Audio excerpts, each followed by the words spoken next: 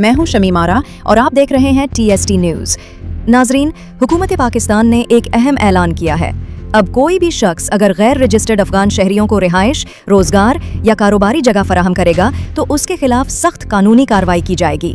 वफाकी हुकूमत के मुताबिक ये फैसला मुल्क में सिक्योरिटी और नज़्म व ज़ब्त को यकीनी बनाने के लिए किया गया है। पुलिस और ज़िले हुक्काम को हिदायत जारी कर दी गई है कि वो इस हुक्म पर सख्ती से अमल दरामद कराएं। जिम्मेदार हुकाम का कहना है कि इस मुहिम का मकसद गैर कानूनी तौर पर मुकीम अफगान शहरियों की निशानदही और उनके इनखिला को तेज करना है, ताकि पाकिस्तान के अंदरूनी अमन व अमान को मजीद मजबूत किया जा सके। नाजरीन, याद रहे कि हालिया दिनों में मुल्क भर में गैर कानूनी गैर मुल्कियों के खिलाफ कार्रवाइयां जारी हैं और ये नया हुक्मनामा इन इकदामात को मजीद मुअस्सिर बनाने के लिए जारी किया गया है।